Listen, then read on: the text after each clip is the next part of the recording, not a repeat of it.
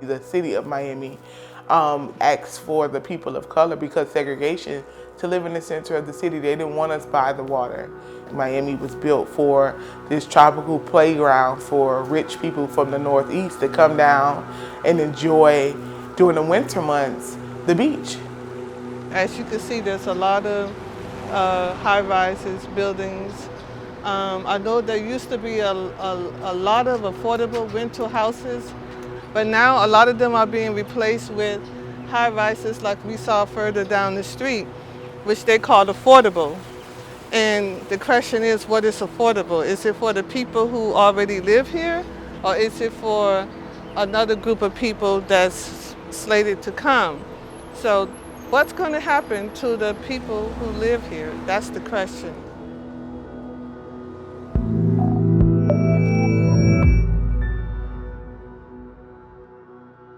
So right now, you're on the highest level of ground here in Miami. So we noticed that climate change is happening, and climate gentrification is really big in this community. Whether people tend to talk about it, it's really happening. We're sitting on prime land. Everybody wants this land because on the other side, on the beaches, they're moving. You see a lot of for sale signs, and the people that's over there are moving inland over here, knowing in a couple of years, maybe 5 to 10 years from now, where they're living at will be underwater. They already know right now, they're underwater right now. If a hurricane hit right now, they're flooded out. We're not flooded out. It doesn't flood over here because we're sitting up high.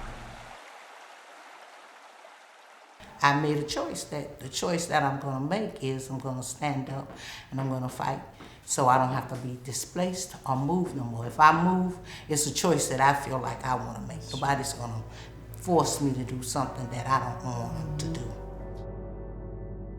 I'm one that stayed in Overtown when they tried to get me to go to South Beach and Bayside, and I refused to go. I said, I'm gonna stay here.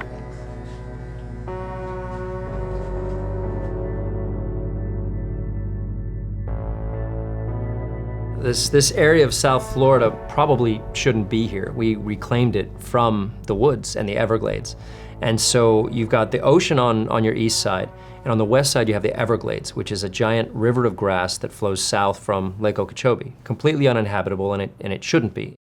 This is Miami-Dade County. There's a ridge in the middle.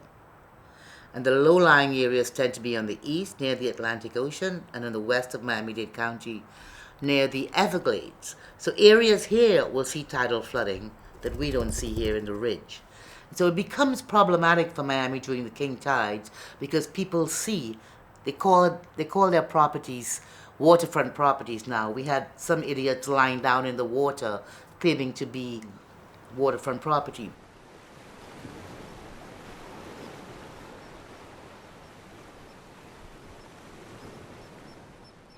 We know that because we have almost 500 parts per million of carbon in the earth now, and it's getting hotter in the cold water, and the glaciers are starting to melt, and it's mixing in with the warm water. It's causing the seas to rise, and the water is coming in, and our aquifers are being affected by salt water. So, like for example, sea level rise, right?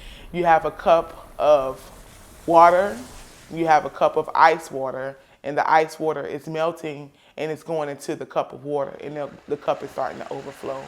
So that's my simple version of teaching sea level rise to community members, because they understand it that way.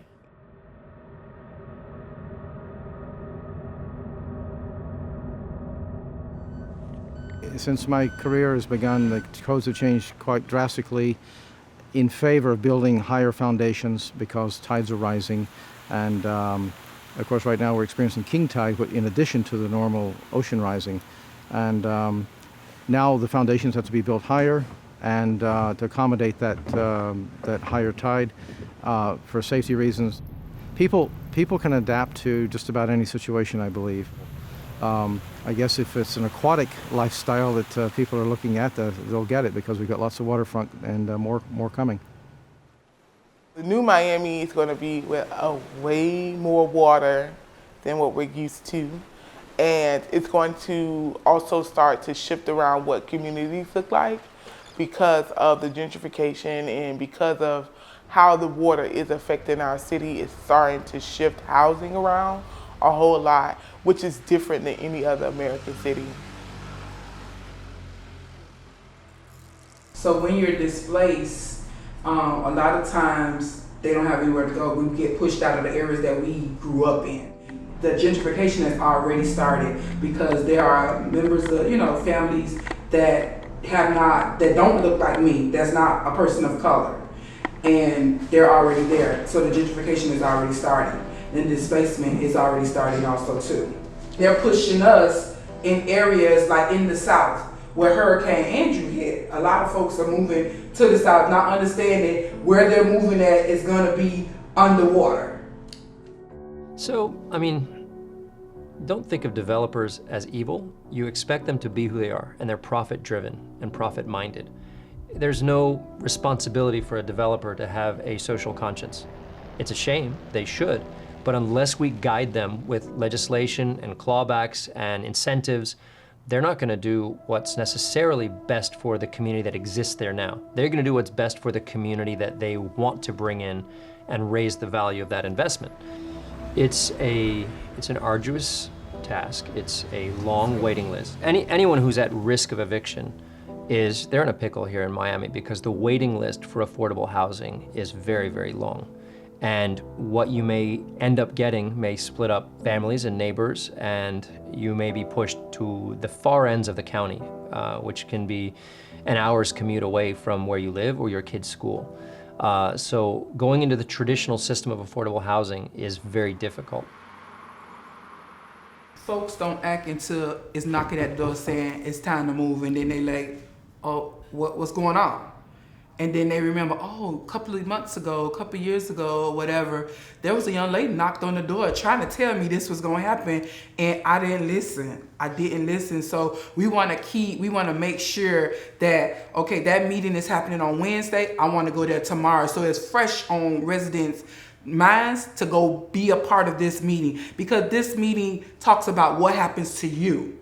Not what happens to me, but what happens to you in this community. And we want to make sure that you're aware of those things, because a lot of times those letters they claim the letters be leaflet to the doors, and the residents don't even know what's happening, don't even know that there was a meeting happening right there in their backyard.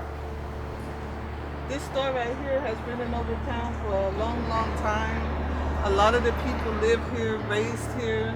I used to have a family friend who lived in that apartment. We used to come to this store, and it's sad. It's sad to see that the community that I knew, that I grew up in, is changing, and it's not gonna ever be what it used to be. But hopefully, we can make it an improved city, improved community for everyone. It's nothing wrong with progress, but including people, not excluding them.